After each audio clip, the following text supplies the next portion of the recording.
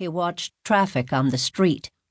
When the street was empty of cars, he handed the sack back to her and barked, "Fill it up." "I don't understand," she said. And then she lowered her eyes, and she did understand. She saw that the man was pointing a silver gun at her heart. She was so frightened that she forgot which buttons to push on the computer cash register and had to call her fellow worker to do it. The bag was filled with $280 in cash, and the big man turned and ran swiftly away. 4 days before Christmas, a man answering the same description popped up more than 200 miles north of Albany, in Seattle. But this time the man wanted more than money. Kim Meehan, 25, worked as a waitress at Church's Fried Chicken in Lake Forest Park, north of Seattle.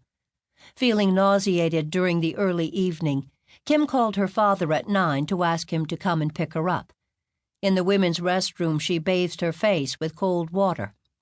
Suddenly there was a loud knock on the door, and she looked up to see a man pushing his way in.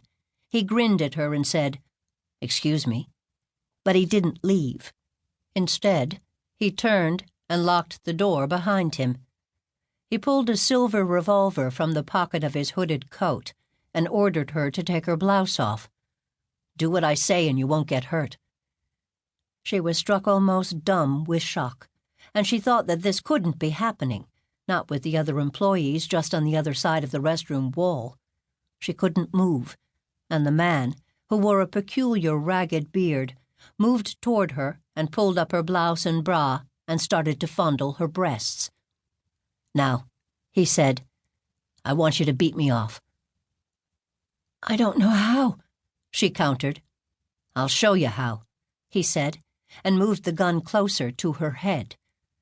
She had no choice. She did what he asked, and after about 2 minutes the man ejaculated on her breasts. "That was good," he said calmly. "Now you stay in here for 5 minutes, count to 100, and nobody will get hurt." And then he was gone as suddenly as he'd appeared. She wanted to scream, but she thought he might still be outside listening. She waited 5 minutes before she pounded on the wall and screamed for help.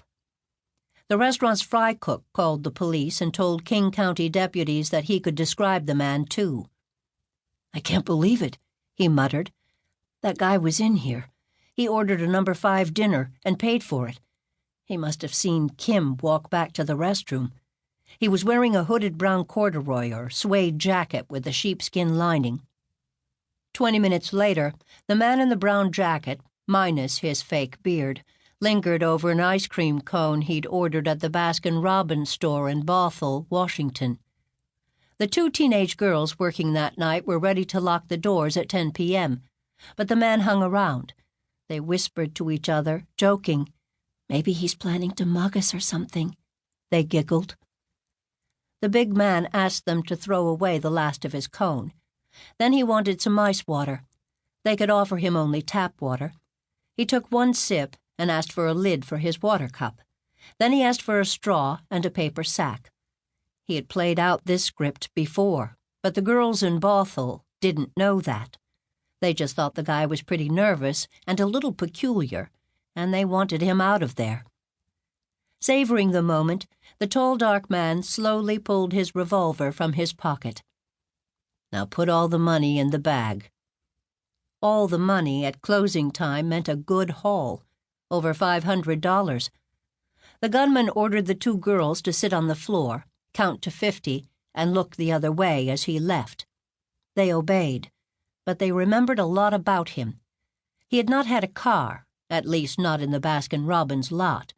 He was probably in his mid-20s, good-looking, with a full mustache, tan complexion, and a thick head of dark brown curly hair. He'd worn blue jeans, a maroon and blue rugby-type shirt with a V-neck trimmed in white, the brown suede jacket with sheepskin lining. The gun was silver, and they'd seen a round cylinder. They did not know how lucky they'd been. It had been only 20 minutes since Kim Meehan was abused in the church's restroom a few miles away, and he did not sexually attack the girls in Baskin-Robbins. There was a spate of calm between...